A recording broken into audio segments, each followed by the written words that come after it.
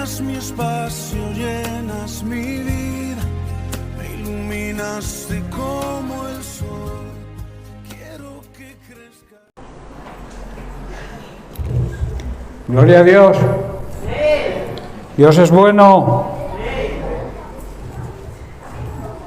Bienvenidos a todos, un saludo fraternal en el nombre del Señor para todos. También para aquellos que nos visitan por primera vez, les damos la bienvenida. Esta es la casa del Señor, esta es vuestra casa. También saludamos a los que nos siguen a través de redes sociales y hoy vamos a seguir tratando el tema de semanas anteriores. Vamos a dejar que los niños salgan y que todos estén atentos, pendientes al mensaje que Dios quiere traernos hoy. Vamos a no despistarnos y vamos a centrarnos en la palabra de Dios.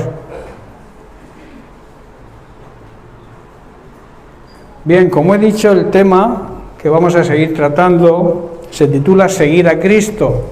Recordar que nos planteábamos algunas preguntas, ya contestamos algunas. La primera era, ¿estamos siguiendo a Cristo de verdad?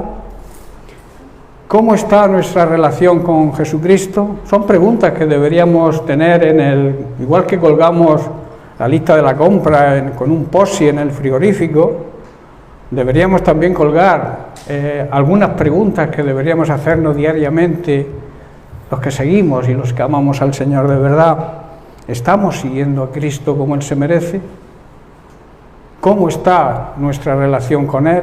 ¿Es una relación cercana o lejana? ¿Conocemos realmente al Señor? ¿Conocemos a Dios? Pablo en la segunda carta, la carta a los Colosenses, en el capítulo 2, versículo 3, dice que en Jesucristo se encuentran escondidos todos los tesoros, porque la palabra de Dios está llena de tesoros para nosotros. Un tesoro es algo que tiene gran valor, ¿verdad? Es de gran precio. Todos desean encontrar un tesoro, ¿verdad? Pues dice que en Él, en Jesucristo, están escondidos todos los tesoros del conocimiento y la sabiduría divinos. Por eso, conociendo por completo a Cristo, conoceremos al verdadero Dios. Conociendo su palabra, conoceremos a Dios. También ese conocimiento, ese acercamiento a Dios es la única fuente de libertad que tenemos los seres humanos. Si tú quieres ser libre de verdad, libre de cualquier atadura, tienes que ir a Jesucristo. La palabra de Dios, Él mismo dijo, conoceréis la verdad auténtica, y esa verdad os hará libres. Pero no confundamos libertad con libertinaje. Libertad significa libres de ataduras, libres de todo aquello que el enemigo, esas trabas que nos pone para que no hagamos la voluntad de Dios. Conociendo, teniendo una buena relación de cercanía con Cristo, vamos a superar esas ataduras y nos centraremos en seguir a Cristo de verdad. Nos quedamos tratando una de las preguntas, la tercera gran pregunta que nos hacemos: ¿hemos tomado nuestra cruz y seguimos a Cristo de verdad? Hermanos, si queremos seguir a Jesucristo de verdad, tenemos que abandonar nuestra manera egoísta de vivir. Tomar la cruz habla de sacrificio, habla de sacrificar algo que quizá amamos mucho y que nos cuesta dejar. Tomar la cruz cada día no significa colgarse una cruz al cuello, significa morir a algo. El camino de la cruz es un camino de muerte y debemos seguir las pisadas de Cristo, ¿no? ¿Hacia dónde fue Jesucristo?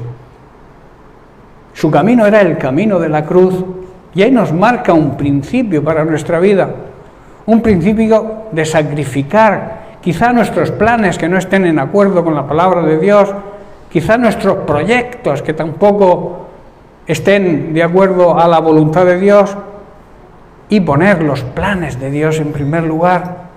Eso es algo que debemos, si queremos ser no solamente creyentes, porque la Biblia dice que hemos sido llamados no a ser creyentes, sino a ser discípulos.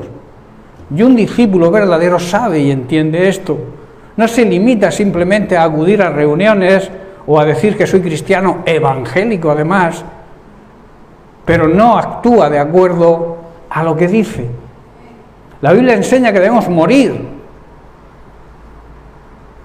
Yo cambiaría, como esta mañana viniendo para acá, escuchaba a un predicador, decía, cambiemos la cruz por la silla eléctrica.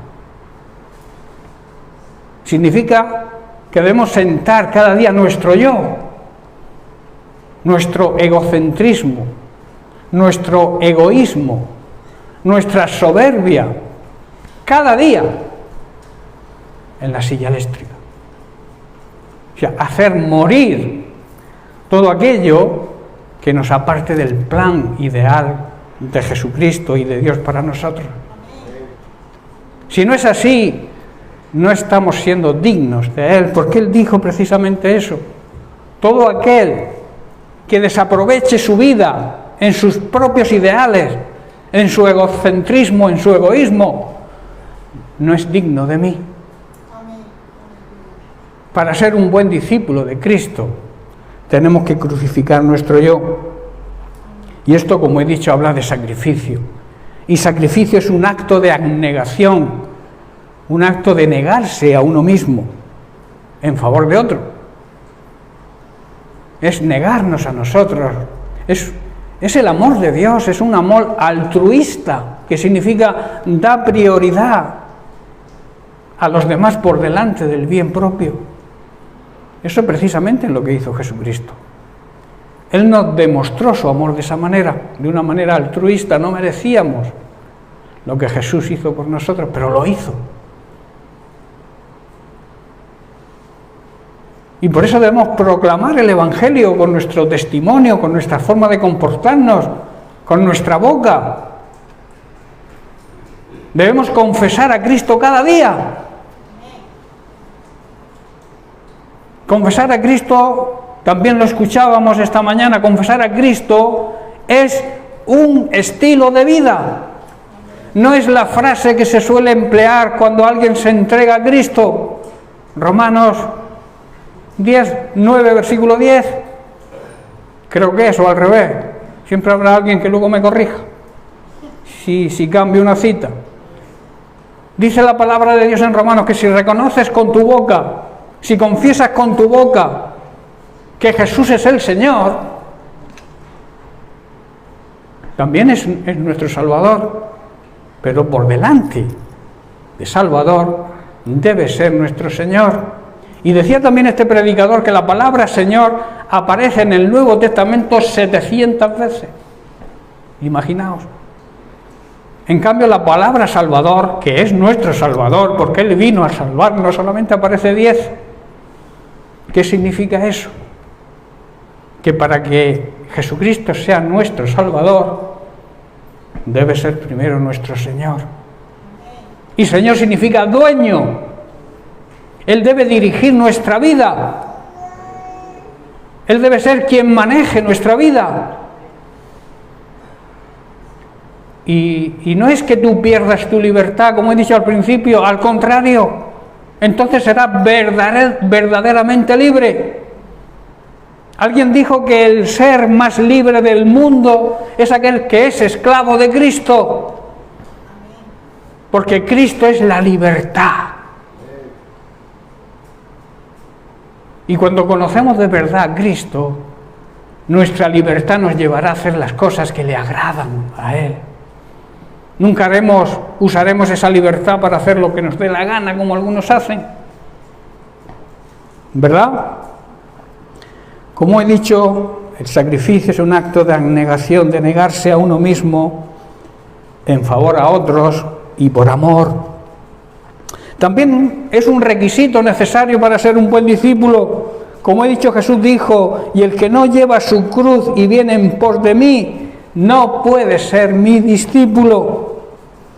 Hermanos, la muerte de Cristo solamente será de valor, o sea, surtirá efecto para aquellos que estén dispuestos a morir al pecado y al propio yo. Si no, la muerte de Cristo será un acto que ocurrió hace 2000 años, pero que no tendrá efecto en nuestra vida. ¿Estáis entendiendo? Él quiere tener efecto en nuestra vida, claro que sí, Él lo hizo con ese plan y ese propósito. Pero debemos negarnos primero a nosotros mismos para poder ser receptivos a ese efecto que produce el sacrificio de Cristo. Por eso debemos renunciar por completo a nuestro propio yo, dejar de ser egocéntricos, egoístas, soberbios. Eso no conduce a nada. Sí, conduce a que Dios no te pueda utilizar para nada, porque Dios ni utiliza a un orgulloso ni a un soberbio. Dios utiliza a los humildes. Jesús dijo, y esto lo repito muchas veces, porque es una necesidad. La vida cristiana se basa en la humildad. Jesús dijo, aprended de mí. Aprended, un mandamiento, está en imperativo, aprended de mí, que soy manso y humilde de verdad, de corazón. Cuando en tu corazón exista el orgullo, el más mínimo orgullo, no estás siendo un verdadero discípulo. Amén. Cuando alguien está dispuesto a realizar todo esto que estoy diciendo, es cuando está preparado para ser un verdadero discípulo de Cristo. Bien, pues llegados a este punto, podemos hacernos las siguientes preguntas y actualizarnos. Hoy en día se llama hacer un reset, un reinicio, ¿verdad? Cuando un ordenador está muy cargado, ¿qué se le hace? Un reset, un reinicio. A veces deberíamos plantearnos hacer en nuestra vida un reset, un reinicio, reiniciar nuestra vida de verdad, quitar toda la basura que pueda haber en nuestra vida. ¿Qué es lo que hacemos cuando hacemos un reset en un ordenador? Quitamos toda la basura, todo lo que impide que el ordenador funcione correctamente. Si tú quieres que tu vida funcione correctamente, debes también hacer un reinicio, un reset en tu vida y plantearte las siguientes preguntas. ¿Estoy siguiendo a Cristo de verdad? ¿Tomamos nuestra cruz cada día? ¿Nos hemos negado a nosotros mismos, a nuestro orgullo y a nuestros propios deseos y los hemos intercambiado por los de Cristo? ¿Hablamos cada día en intimidad con el Señor como le habla un hijo a un padre? Son preguntas que deberíamos ir tomando nota y hacérnoslas cada día. ¿Nos deleitamos, disfrutamos en la presencia del Señor? ¿O es una carga el tener que orar cada día? Hay quienes consideran orar como una carga. Orar es un privilegio, es una delicia, es un placer estar en la presencia de Dios.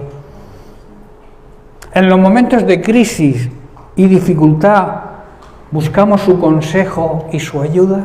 ¿Sabéis que el Espíritu Santo mora dentro de nosotros y que está ahí? Una de sus funciones es esa, aconsejarnos, ayudarnos. Quizá esté en un momento de tu vida que tengas que tomar una decisión importante. No te dejes llevar por tu sabiduría, que quizás sea una sabiduría humana. Busca la sabiduría divina y la decisión será la correcta. No tomes las decisiones a lo loco, como se suele decir. Recapacita, piensa y busca la ayuda del Espíritu Santo que mora dentro de nosotros si realmente hemos nacido de nuevo. ¿Obedecemos sus mandamientos? ¿Obedecemos la palabra de Dios? Son preguntas. ¿Servimos de verdad al Señor como Él se merece, con la excelencia que Él se merece? ¿Estamos plenamente dedicados a su obra? Porque dice que cuando tú te preocupas de su obra plenamente, Él se ocupa de tu vida, de tu necesidad. Por nada estéis ansiosos, agobiados, angustiados, estresados, sino que a Dios le sean hechas nuestras peticiones y descansando en Él. Cuando tú le encomiendes a Dios algo que esté claro, de acuerdo a su voluntad, descansa en el Señor, no te agobies. Que a su tiempo Dios te va a contestar. No os afanéis por nada, dice Pablo. No os afanéis, también lo dijo el propio Jesús. Que comeremos, que beberemos, que vestiremos. Preocúpate de que el reino de Dios avance. Preocúpate de obedecer la palabra de Dios. Preocúpate de las cosas del Señor por delante de las tuyas propias. Y las tuyas propias el Señor va a cuidar. A veces nos falta fe para creer eso. Pero es una gran promesa, es una de las grandes promesas del Evangelio. Confiar plenamente en que Dios va a suplir tu necesidad. Pero hay una contraposición a eso, que es que nosotros debemos dedicar nuestra vida a su servicio. Es que el buen cristiano debe ser un buen discípulo. No sé si me hago entender. Amén. Seguimos haciendo preguntas. Esta mañana va de examen. Al escuchar la palabra de Dios, ¿somos tocados realmente por el Señor? Cuando la palabra de Dios es predicada, ¿te afecta o no te afecta? ¿Qué sentimos realmente cuando escuchamos la palabra de Dios? ¿Estamos dispuestos a obedecerla? ¿Venimos con esa intención? ¿Con qué intención venimos a las reuniones de la iglesia? ¿Simplemente como un acto religioso? ¿Como liturgia? ¿Como algo que hacemos exteriormente pero que no viene, que no sale de nuestro interior? ¿Que lo hacemos, digamos, por tradición? ¿Que lo hacemos quizás a veces obligados? Hay que ir a la iglesia. No hay que ir a la iglesia, hay que ser iglesia. Y entonces, si eres iglesia, querrás estar con tus hermanos de la congregación. Y venimos con la expectativa de que Dios nos hable con el fin y el propósito de poner en obediencia lo que el Señor nos diga.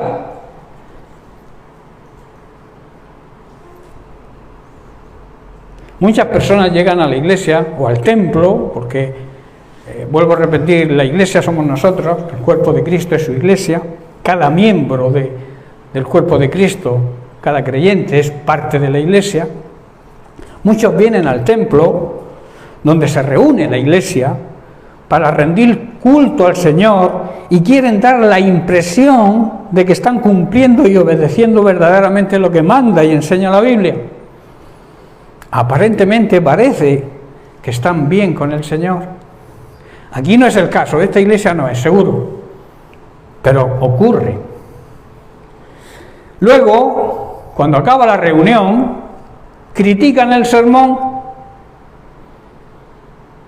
critican al predicador, porque creen que ellos saben más, que el predicador debería haber dicho esto en vez de aquello. Se creen más sabios y muchas veces están pendientes que el predicador se equivoque en una cita, que en vez de decir primera de Juan diga segunda de Juan. El pastor se ha equivocado, o el predicador que ha venido ese día. Están pendientes de eso muchos, para después llamarle la atención y decirle: pastor, se ha equivocado en esta cita. Tremendo, ¿verdad? No reciben, este tipo de personas no reciben nada de la esencia del mensaje. No reciben lo que Dios quiere decirles a ellos personalmente. Porque la palabra de Dios es para uno. Debemos aplicarla cada uno a nosotros mismos. ¿Piensan estas personas que están mejor preparadas que el que predica? Simplemente lo que les ocurre, que se han enfriado tanto que no son tocados en el corazón personalmente por la palabra de Dios. Y muchas veces la mayoría de estas personas aplican el mensaje a los demás y no se lo aplican ellos personalmente. Están pensando: lo que está predicando el pastor, le está viniendo de bien a fulanico. o a menganico, pero nunca se lo aplican a ellos, porque ellos se creen perfectos, se creen que lo saben todo. Lamentablemente no es así, y es un error que cometemos. Por eso digo que tenemos que hacer un reinicio y analizar nuestra vida, la basura que haya en nuestra vida, quitarla y empezar de nuevo. Hacer un génesis en nuestra vida, un principio. Génesis significa principio. Empezar de nuevo, si hace falta, borrar todo lo pasado y decir, no, a partir de ahora el Señor me ha hablado, el Señor me ha tocado y voy a cambiar, voy a borrar todo aquello que no sirva de mi vida. También estas personas durante la alabanza actúan de una forma autómata. ¿Sabéis lo que significa autómata, no? Por inercia, porque hay que cantar. A veces ni eso, se quedan sentados porque igual no les gusta el líder de la alabanza. No les cae simpático y por eso no alaban. Tremendo, ¿verdad? Pero es que ocurre, es una realidad en las iglesias. ¿Qué tipo de personas así? Ya vuelvo a repetir, aquí no ocurre eso, que lo sé yo. Pero ocurre, os advierto, medicina preventiva. ¿Pero por qué ocurre esto? Hermanos, el problema lo vengo tratando en toda esta serie de mensajes. El problema es que hemos olvidado la importancia de la cercanía con el Señor, de vivir cerca del Señor, de meditar, de escuchar, de profundizar, de leer, de orar, de ayunar. Y nos hemos alejado del Señor. Y cuando seguimos al Señor de lejos, nos ocurren todas estas cosas. Por eso debemos reactivar nuestra vida. Si oramos poco, intentar orar más. Si leemos poco la Biblia, leerla más. Si la estudiamos poco, estudiar poco. Estamos dando todos los jueves unas clases bíblicas muy interesantes sobre lo que es un verdadero discípulo, los fundamentos básicos de la vida de un cristiano, que debe ser un discípulo.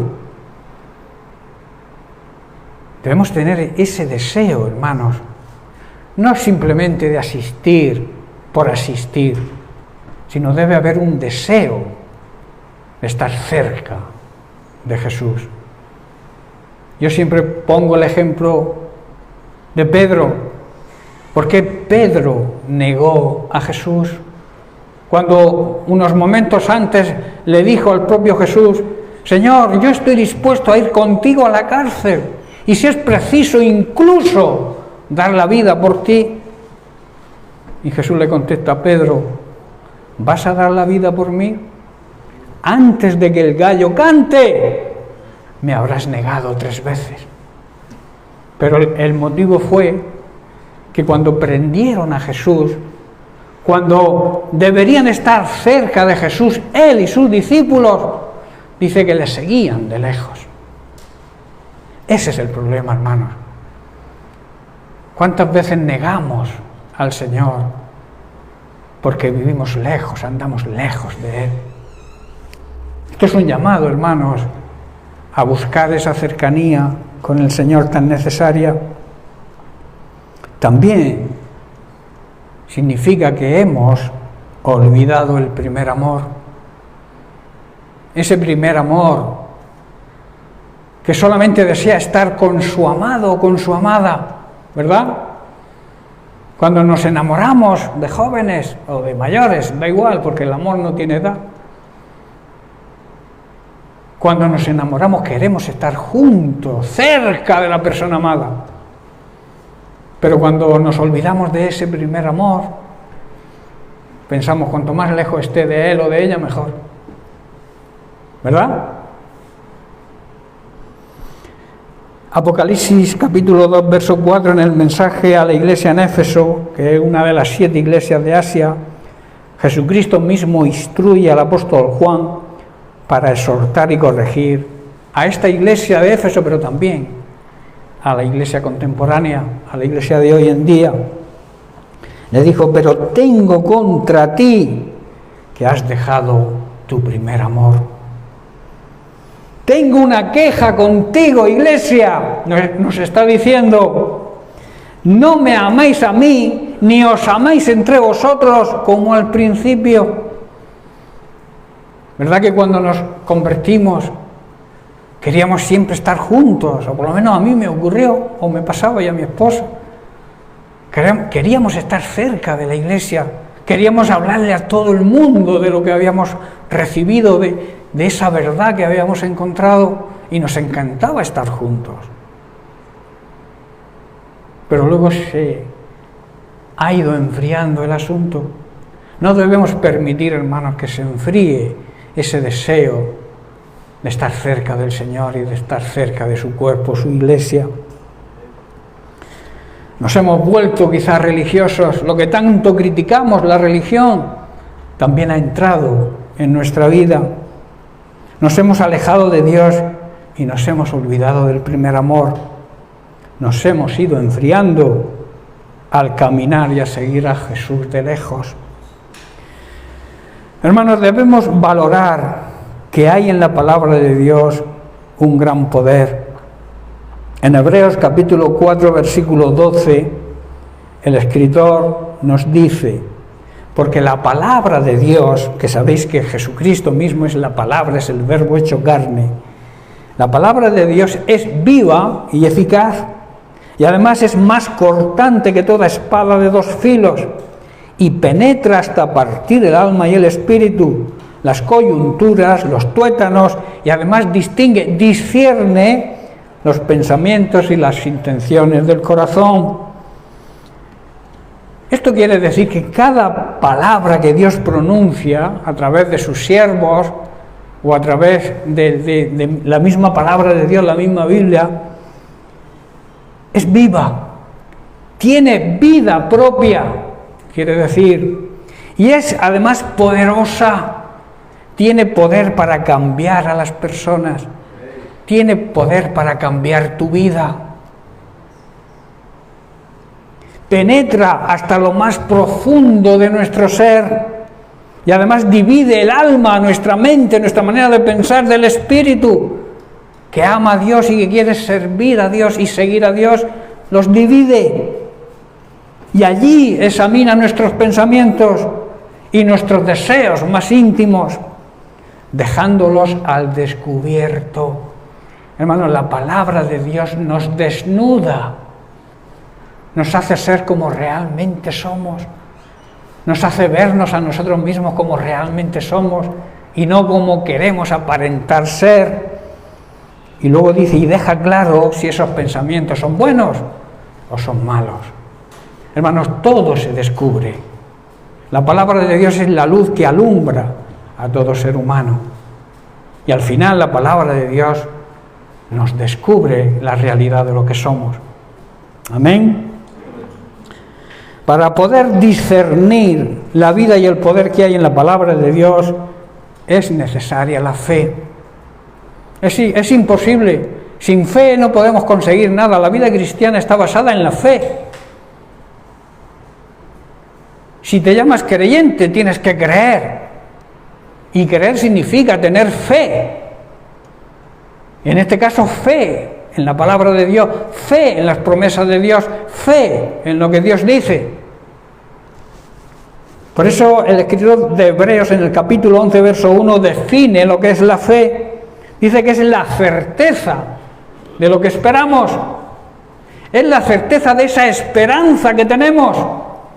¿Qué esperanza? ¿En qué esperanza vives, hermano? ¿En qué esperanza vivimos la iglesia de Jesucristo hoy? La esperanza de la vida eterna, ¿no? Todos vivimos en esa esperanza. Dios quiere, hermanos, que vivas esa vida eterna ya aquí, no hay que morirse para vivirla.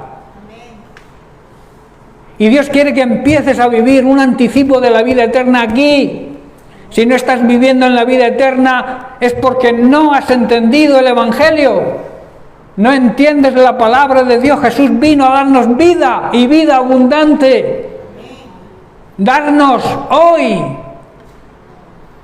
esa vida abundante y esa vida plena se llama vida eterna. Vivir la vida eterna aquí, que Él quiere que la vivamos. El enemigo quiere otra cosa y hace su trabajo y lo hace bien. Y muchos caen en la trampa del enemigo, que vino a matar, vino a robar y vino a destruir. Pero Él vino a darnos vida, hermanos. Vida eterna, vida auténtica y vida plena. Por eso dice, es la certeza de la esperanza que tenemos y la convicción de aquello que no vemos. Estar convencido de que cuando Dios dice algo, cuando Dios promete y yo hago mi parte, aunque no lo vea en ese momento, Dios lo ha concedido. Es la convicción de que aunque no veas con tus ojos físicos, claro, porque la fe no ve con los ojos físicos, ve con los ojos espirituales. Tomás dijo a Jesús, y no al resto de los discípulos, si no veo las marcas de los clavos en las manos de Jesús y en los pies y la herida del costado, no creo. Y entonces Jesús se apareció, le dijo, Tomás, ven acá, ven aquí, toca, palpa, con tus ojos físicos. Pero luego le dijo, tú crees porque lo has visto con tus ojos físicos. Dice, bienaventurado aquel que cree sin verlo con los ojos físicos, pero sí lo ve con los ojos de la fe, los ojos espirituales. Eso es lo que Jesús le estaba diciendo a Tomás y te dice a ti hoy, a mí, que debemos creer, estar convencidos de las promesas de Dios, que siempre están condicionadas a nuestra forma de vivir. Porque si yo vivo en desacuerdo a la palabra de Dios, ninguna promesa de Dios se va a cumplir en nuestra vida. Nuestra parte debemos hacerla nosotros. Dios cumple la suya y lo hace bien. ¿Por qué no se cumplen muchas promesas en nuestra vida? Porque nosotros no hacemos la parte que nos corresponde, y la principal parte que nos corresponde es creer. También es necesario crecer en conocimiento de cuál es la voluntad de Dios. Tenemos que saber cuál es la voluntad de Dios. Es imposible hacer la voluntad de Dios si no la sabemos, ¿verdad? Pero la voluntad de Dios es su palabra. La voluntad de Dios la encuentras siempre en su palabra. Su palabra es su voluntad. Y entonces, como nos la ha dejado, y gracias a Dios en esta zona en que vivimos, la palabra de Dios abunda, no tenemos excusa, ¿verdad? Hay sitios que lamentablemente no se conforman a veces con un trocito, porque está prohibida. Aquí por el momento todavía nos han prohibido. No tenemos excusa para conocer la voluntad de Dios. Por eso debemos madurar en ese conocimiento y en esa sabiduría que se encuentran en Jesucristo.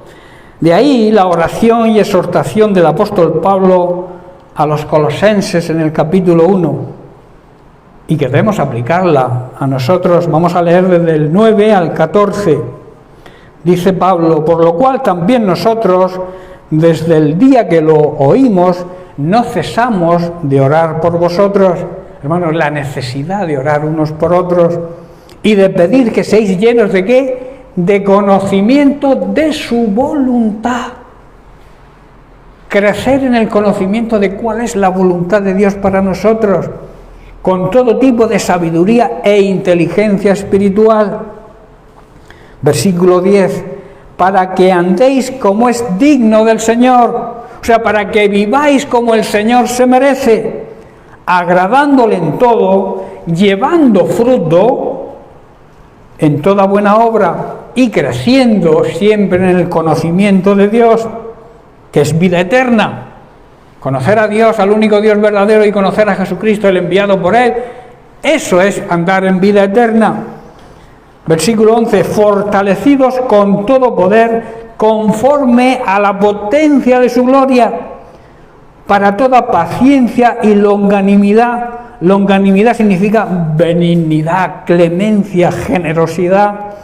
Versículo 12, con gozo, dando gracias al Padre que nos hizo aptos. O sea, hemos sido aprobados, quiere decir, para participar de la herencia. ¿Cuál es la herencia de los santos que viven en la luz de Cristo? La vida eterna. Hemos sido, si realmente seguimos, somos discípulos verdaderos de Cristo, tenemos la herencia de la vida eterna. Versículo 13, el cual Dios nos ha librado de la potestad, del poder de las tinieblas.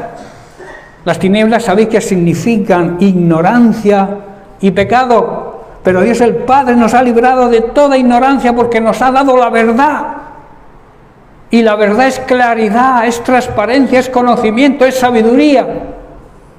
Y también nos ha librado de otra de las potestades de las tinieblas, que es el pecado. Envió a Jesucristo a cargar con nuestros pecados. Versículo 13, y nos ha sigo en el 13, y dice, y nos ha trasladado al reino de su amado Hijo, al reino de la luz, al reino de la verdad y al reino de la sabiduría divina. Versículo 14, en quien tenemos redención por su sangre, el perdón de los pecados. Hermano, Jesucristo compró nuestra libertad y perdonó nuestros pecados al morir. Eso es lo que significa redención, al morir por nosotros en la cruz. Hermanos, cuando leemos estas palabras, nos emocionan, hermanos, sentimos emoción cuando leemos esta parte, estos textos bíblicos. ¿Tratamos de vivir la palabra de Dios o nos puede más nuestro orgullo y nuestro ego? Hermanos, la palabra de Dios debe ser nuestra delicia. Debemos deleitarnos en la palabra de Dios. El salmista David, en el capítulo 37 de Salmos, en el versículo 4 dice, deleítate a sí mismo en el Señor. Y mirad qué promesa, cuando nos deleitamos, disfrutamos en la presencia de Dios, y Él te concederá las peticiones de tu corazón. Versículo 5 dice, encomienda al Señor tu camino, tu vida, confía en Él y Él hará. Hermanos, debemos disfrutar cuando estamos en la presencia de Dios, disfrutar de su palabra, llenarnos de emoción en esa intimidad con el Señor.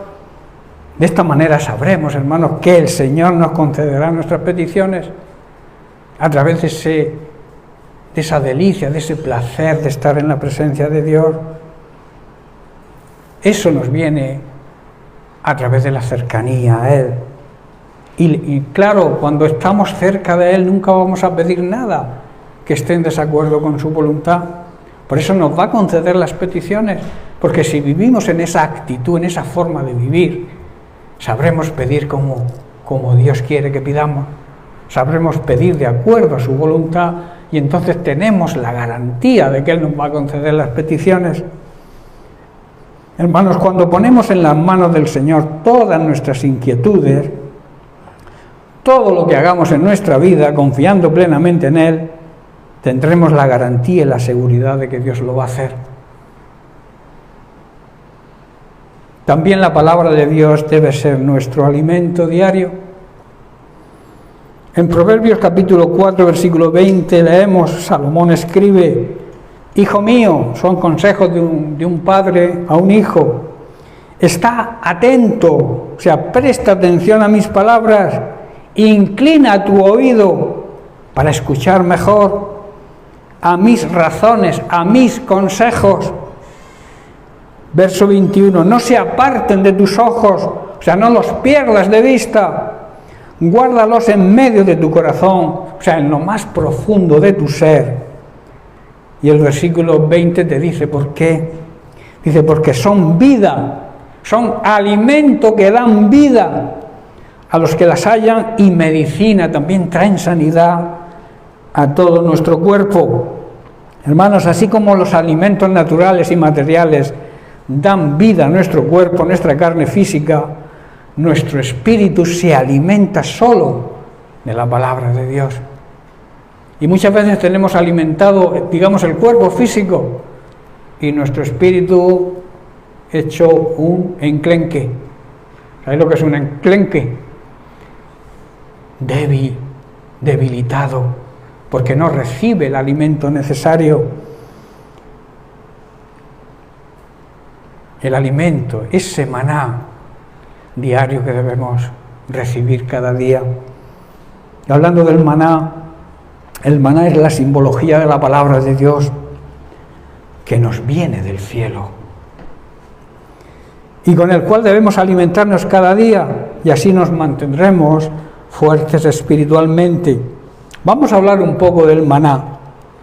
En el capítulo 16 de Éxodo vemos el alimento que Dios les enviaba a su pueblo en el desierto, cuando se quejaban de que estaban hartos de comer carne y perdices. Dice que a algunos les salía la carne por las orejas de tanto comer. Muchos morían por la avaricia al comer. Y entonces se quejaban. Y entonces Dios les manda el maná. Y dice el versículo 15, y viéndolo los hijos de Israel se dijeron unos a otros, ¿qué es esto? ¿Qué es lo que significa maná? ¿Qué es esto? Porque no sabían qué era. Entonces Moisés les dijo, es el pan que Dios os da para comer. Esto es lo que el Señor ha mandado que hagáis, recoged de él cada uno según lo que pudiere comer. Un gomer era una olla pequeñita que le cabían como unos 2 litros o 2 litros y algo, por cabeza, conforme al número de vuestras personas, tomaréis cada uno para los que están en su tienda. Y les dijo Moisés, ninguno deje nada de ello para mañana. Y en el versículo 21 dice, y los recogían cada mañana, cada uno según lo que había de comer, y luego que el sol calentaba, se derretía. Hermanos, los israelitas, cuando vieron caer el maná, se quedaron perplejos y se preguntaban unos a otros, ¿qué es esto? Porque no tenían ni idea de lo que era. Y entonces Moisés, como hemos leído, les dice, no, esto es el pan que el Señor os envía para que no paséis hambre, para que comáis, pero os da, les dejó unas instrucciones que son de aplicación y que son de gran enseñanza para nosotros hoy. Dice, cada grupo familiar, todo lo que necesite para el día. Un gomer, esa olla de 2,2, creo, litros aproximadamente, eran como 2 kilos para cada persona. Y Moisés les dijo, no guarden nada para el día siguiente, puesto que al día siguiente el Señor os proveerá de nuevo el maná. Y cada familia recogía ese alimento cada mañana conforme a su necesidad, y cuando el sol calentaba los copos que no se habían recogido, se derritían y desaparecían. El maná, hermanos, hoy es la simbología de la palabra de Dios, ese alimento que necesita nuestro espíritu y que debemos tomarlo cada día para que se mantenga fuerte y así afrontar las situaciones difíciles. Quiero hacer énfasis precisamente en que debe ser un alimento diario. No podemos dejar de comer el maná. Esa palabra de Dios que Dios tiene cada día para nosotros, no podemos dejar de alimentarnos. Cada día debemos alimentar, hermanos, nuestro espíritu en oración, en la lectura, en escuchar su palabra y en el estudio de la palabra de Dios. Hay un dicho popular que dice que la comida de ayer no sirve para hoy, ¿verdad? Hoy hay que comer de nuevo. Y la comida de hoy tampoco sirve para mañana. Mañana volveremos a tener hambre, ¿verdad? Esto habla de que debemos alimentarnos físicamente cada día. Y con nuestro espíritu, esta es la enseñanza, debemos hacer lo mismo. Físicamente hablando, hoy no podemos alimentarnos recordando lo que comimos ayer. Con el alimento espiritual ocurre lo mismo. Debo alimentarme cada día. No solo recordar cómo Dios me alimentó ayer. ¿Estáis entendiendo, hermano? Hay algunos que se me están durmiendo. No sé si es culpa mía.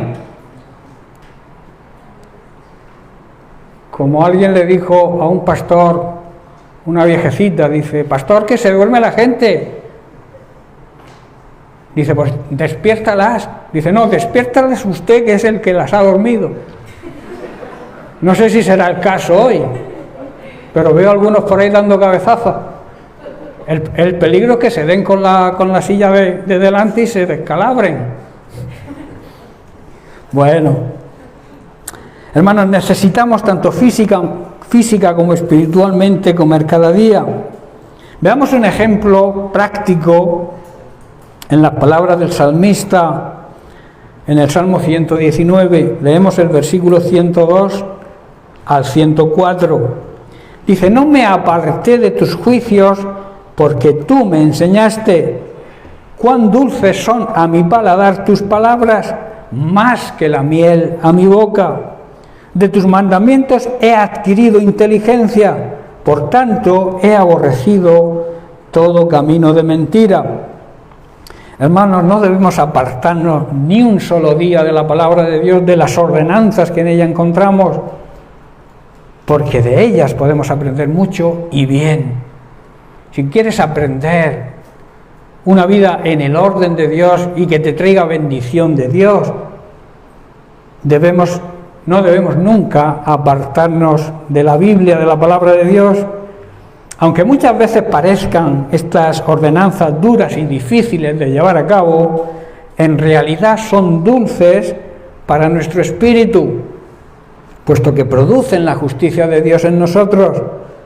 La palabra de Dios, hermanos, nos dará también el entendimiento y el conocimiento necesarios para andar una vida correctamente y hacernos acreedores a la bendición de Dios. Y ella, la palabra de Dios, también hará que podamos detectar toda mentira y todo camino equivocado. Cerca de la palabra de Dios tendremos la sabiduría para tomar decisiones apropiadas y andar por el camino correcto. Y cualquier mentira que alguien nos traiga la vamos a detectar. ¿Estáis comprendiendo?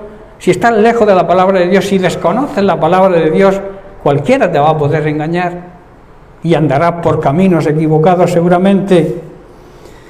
Hermanos, escuchad bien, hasta los que se creen mejores cristianos necesitan aprender cada día. Si tú te crees que lo sabes todo, permítame que te diga que no sabes nada. Porque eso, el orgullo te ciega. Yo ya lo sé todo. Yo escuché una vez a un hermano que precisamente fue mi padre espiritual cuando yo me convertí, el que me aconsejaba, que hace unos años hablé con él y le pregunté, digo, hermano, no te veo por la iglesia, ¿qué ocurre? Dice, a mí ya nadie, ningún predicador me puede enseñar nada. Yo ya he oído tantas predicaciones que ya lo conozco todo y no necesito reunirme. Digo, madre mía, qué ciego está este hombre.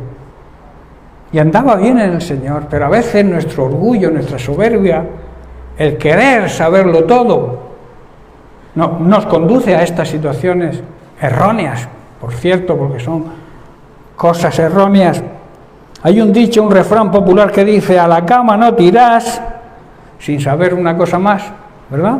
Y eso es para todo, incluso para aquellos que se creen cristianos muy sabios. Es un refrán que se refiere a la idea de que todos los días aprendemos algo nuevo. Por tanto, no es de personas sabias, como creyentes hablo, que estemos tan superocupados muchas veces. A veces ocurre que estamos superocupados en la obra del Señor, que descuidamos nuestra relación con el Señor. No sé si entendéis. A veces queremos hacer tantas cosas para el Señor que nos descuidamos de vivir cerca del Señor para recibir el conocimiento y la sabiduría necesarias. ¿verdad? Dios nos llama, claro que sí, a trabajar en su obra, pero sin descuidar nuestra relación y nuestra cercanía con Él. Debemos tener cada día un tiempo en la presencia del Señor, buscando su dirección, buscando su ayuda, su aliento, porque el aliento de Dios nos va a dar vida a nosotros. No descuidemos nuestra relación con el Señor, nunca. Es que tengo que hacer esto, o es para el Señor, hacer esto, hacer lo otro, tengo que ir, que hacer, visitar esto. Sí, todo eso está bien. Hay que trabajar en la obra de Dios. Pero como decía aquel, ni tanto ni tan calvo. Hay alguien que no hace nada y otros que quieren hacerlo todo, ¿verdad? Y tanto unos como otros descuidan su relación personal con el Señor, y eso, hermanos, nunca debemos hacerlo. Debemos tener una relación cada día, un trato personal con nuestro Padre Celestial, hermano. Para conocer la voluntad del Papá hay que vivir cerca del Papá, ¿verdad? Para poder escuchar su voz tenemos que acercar el oído al corazón del Padre. Eso ocurre en la vida cotidiana con nuestros padres terrenales, ¿verdad? Si quieres tener y conocer lo que tu Padre piensa de verdad, tienes que tener relación con Él, hablar con Él, visitarlo, estar cerca de Él. Con Dios ocurre lo mismo. Estoy ya terminando. Por eso digo que cada día es necesario que dediquemos tiempo a estar en la presencia de Dios. Existe una verdad sobre esto que no se debe olvidar, y quiero terminar con esto. Para poder alimentar a otros, debemos alimentarnos primero nosotros. Si tú no estás alimentado, ¿cómo vas a alimentar a otro? Si tú no tienes nada, ¿qué vas a dar a otro? Tienes que alimentarte primero para poder ser o traer alimento a los demás. Por eso, y termino, debemos tener presente siempre la necesidad de nuestra relación con Cristo, nuestra cercanía con Él en su palabra, todos los días de nuestra vida. Hay un poder, hermanos, cuando escuchamos la voz de Dios. Hay un gran poder a través de escuchar la predicación del Evangelio, pero no se trata quizá de la elocuencia de quien la predique, no se trata tampoco de lo bien que se exprese el que la predique, sino en el poder divino que lleva en sí misma la palabra de Dios. Amén. Bien, pues lo vamos a dejar aquí y seguiremos la semana que viene. Que Dios les bendiga. Llenas mi espacio, llenas mi vida, me iluminas de